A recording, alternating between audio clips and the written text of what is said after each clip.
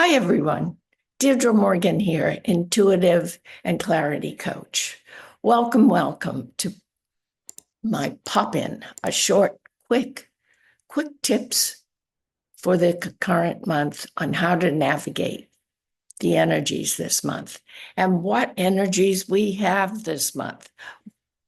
April being the fourth month of the calendar year, added to the 9 universal year of 2025, gives us that powerhouse number 13. 1 and 3 equals 4, so we're going to keep this in mind because it's all very relevant. But as you know from previous talks, 13 in Pythagorean numerology is considered the most powerful number in the universe. Wow. It is the number of empowerment, which means power is in your mind, is within. So that gives us a big hint on what this month is about. It's about reclaiming, re-energizing your power base, your power. And the 13 is the dominant energy this month, even though in numerology we usually use the single digits, not this month. So keep that in mind, please. 13, big power. It is about creativity. It is about imagination. It is about spontaneity, playfulness. It is about manifesting, contributing, making a difference. 13 is limitless. It thinks big, bigger than the 11 or the 22, those master numbers. And the job this month is very simple. 13 here this month is here to dismantle the 4. Now, at first, that might sound rather dreadful, but let me explain. 4 is the number of order, of structure, of foundation, the base.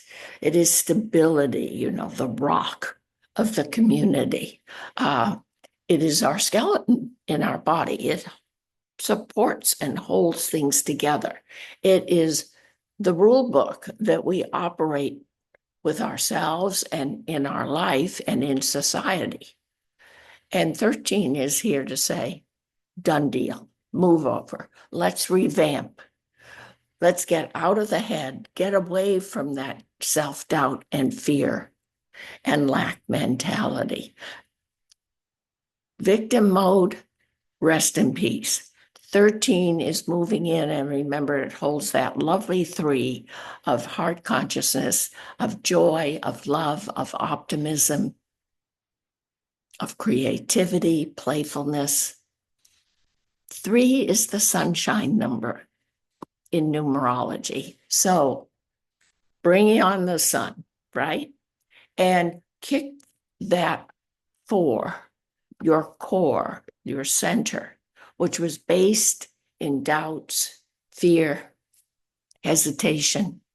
Kick it to the curb and replace it with the 13, the 1 of self-reliance and self-sufficiency, with the 3 of self-confidence and joy and love and a belief in abundance.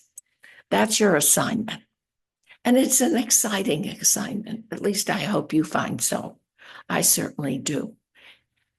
So what are my quick tips? How do you make that transition? Actually, it's not that difficult. First of all, you have to want to be done with examining the flaws, the wounds, the scars of your past. Check it out. See if you are. That's my first tip.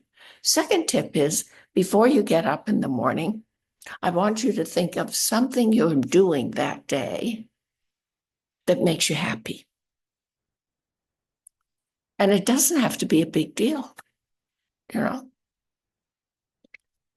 What you're doing then is you're getting yourself up, you're raising your frequency, your vibration, your field now is pulsing at a much more rapid and expansive way. And so your daily life will unfold more easily, more smoothly, and you'll enjoy it more. Think of that, what makes you happy. Feel the joy bubbles. Then put your twofers on the floor and go for it.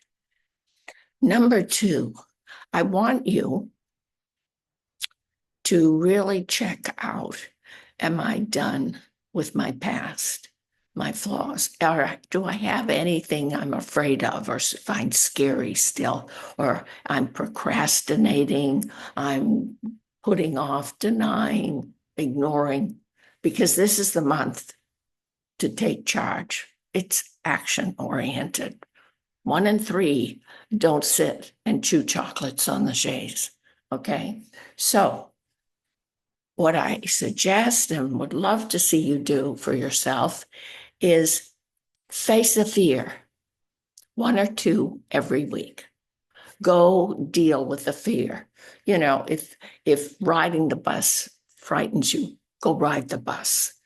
Okay. If speaking to your boss and asking for a raise, go do it. If having that heart-to-heart talk with your priority relationship has been something that you've dreaded, go speak. Get things sorted out this month. You will find that doing any and all of these things will empower you. But the nicest part about it is when we do those things, there's just a flow that takes over, okay? And it's just easy. And there's all of a sudden, this something inside clicks and the hesitation is gone. The self-doubt is irrelevant. You know what needs to be done and you can do it. So that's my second suggestion. My third suggestion is instead of perhaps using the word core or center, or, we talk about centering and grounding. Wonderful words. I'm not knocking them. But I think for this transitional time when everything is moving and moving up and forward and out, how about using the word my internal compass?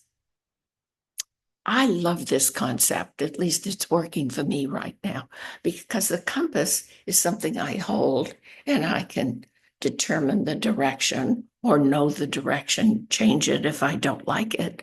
But I have a feeling about being much more consciously aware of my actions, of my choices.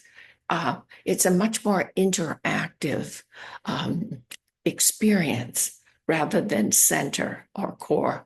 And most of us, or many of us, think we reach our core when we meditate. Fact is, we're connected always. But how about using internal compass for a while? Okay. I just think it's a much more proactive way to change behaviors and live a more fulfilling, successful life. Also, what I'd like to consider is following your heart, okay? Follow your heart and learn to say, the heck with the rest of the world and the expectations of others. You aren't here to live somebody else's life or life on their terms. So be open to new ideas and ways of living. How about studying something new? Maybe you'll find yourself traveling more, because that's a wonderful way to have your perspective shifted in an easy, graceful way. Yes. So what you'll find, but if you follow any and all of these tips, is that all of a sudden your mind is more open and more receptive to new ideas and ways of living. You'll get on with the business of living with a smile on your face. And I think that's what counts right now. So Those are my suggestions for the month. Will you bless the world with compassion and understanding and joy with your unique vision of life? Or will you choose to stay where you're at, in your comfort zone, in your 4?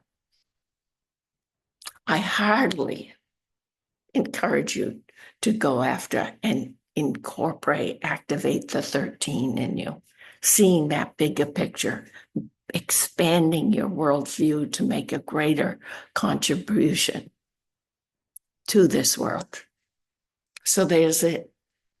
And if you've enjoyed this, like this little chat, catch up, please pass it on. Please suggest it to a friend. I would love to have more people hear the message. I don't consider it my message. Most of these messages just pop into my head like I'm popping in with you. So take good care this month. Enjoy this month. Please don't waste the very powerful energy of the 13. And I'll see you next month.